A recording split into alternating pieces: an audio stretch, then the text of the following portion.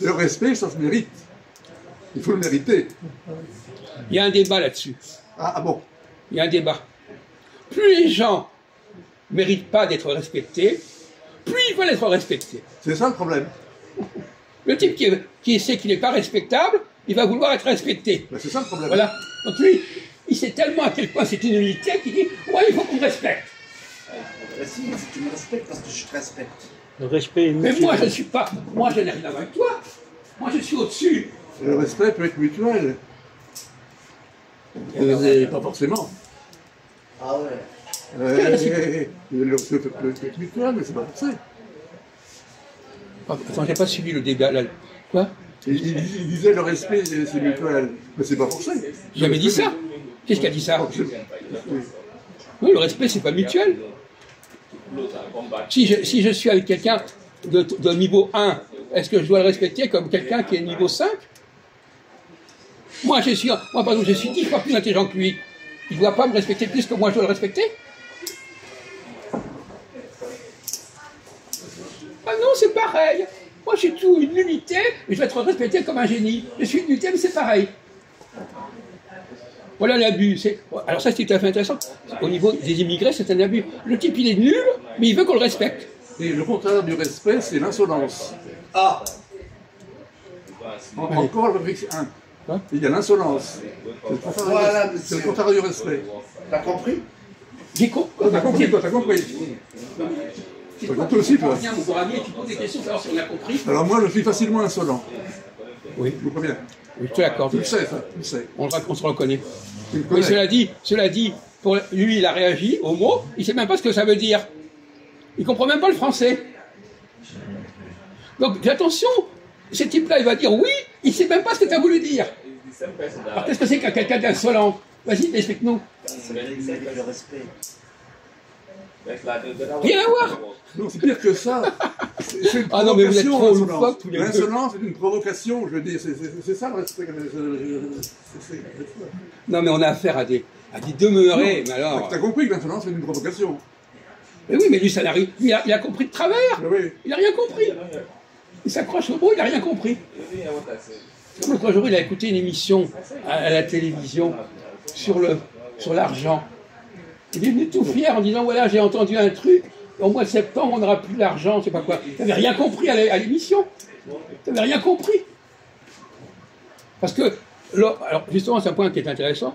Est-ce que tu es d'accord pour dire que, en France, que l'oral est plus difficile en français à comprendre que l'écrit? Évidemment. Pourquoi?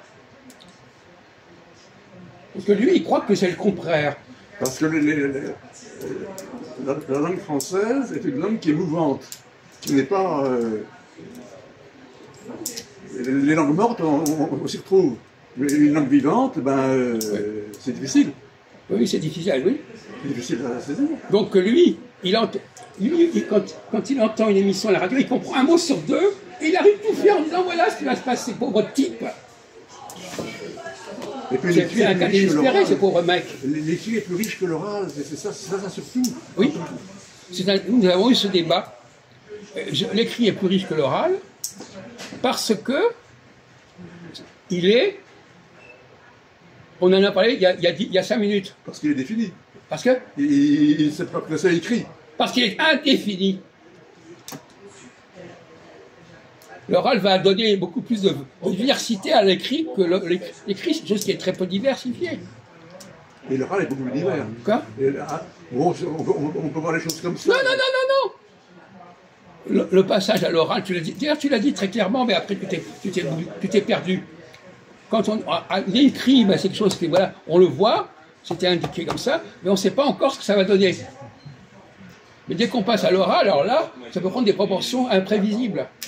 Donc, l'écrit est neutre, et c'est indéfini, et l'oral est défini parce que on va préciser de quoi il s'agit.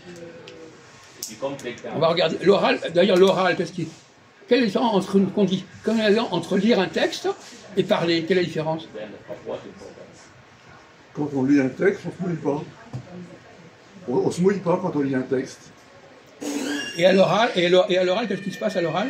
À l'oral, ils vont me donner un lire. Oh, à l'oral, tu es dans quel contexte quand tu parles tout seul? Là, je parle pas tout seul. Quoi? Là, je parle pas. Non, parle pas de tout. Est-ce que quand tu parles tout seul? Ça peut m'arriver. Non, mais peu importe. Hein?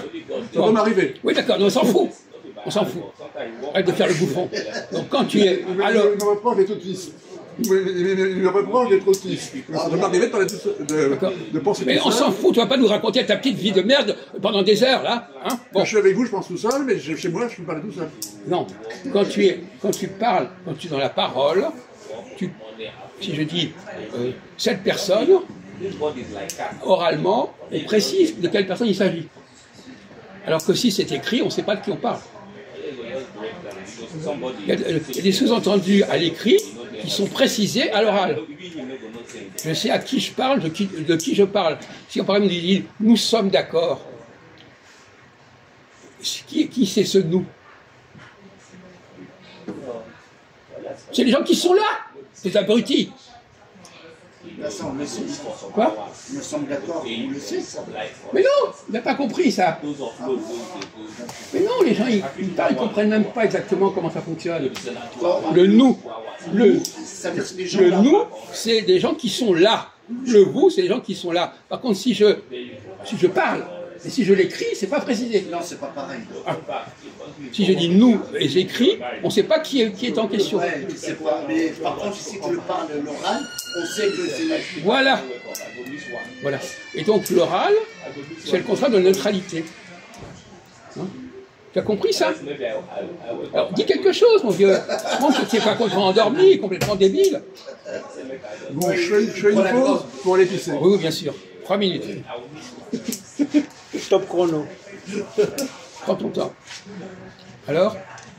Non, moi je voulais revenir sur Reviens, le respect. Le respect. Ah non, mais Quand on respecte quelqu'un, on se respecte d'abord lui-même. Quand on se respecte, on respecte l'autre. Non, il n'a pas compris. Si, si. Il n'a pas compris. pourquoi il nous parle de ça? On est en train de parler de grammaire. Non, j'ai dit que je fais un petit recours. Non, mais qu'est-ce que c'est que ton truc? Qu'est-ce que c'est que cette leçon de morale? De quoi? Non, mais il n'a pas compris. Il n'a pas compris. Qu'est-ce que tu veux nous raconter là? Tu t'aggraves ton cas là? Ça veut dire d'abord, ça veut dire quoi? Se respecter soi-même. Respecter quelqu'un, c'est déjà. Mais là, on parle de l'oral, là. Mais non, mais il est en retard d'un métro. Il parle de notre discussion Le wagon d'avant. est passé, là.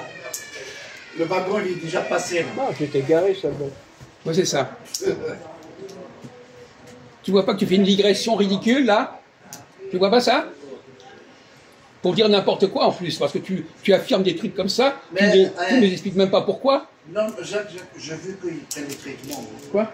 Il prend les traitements. Ouais, ça m'étonne pas. C'est les traitements du diabète.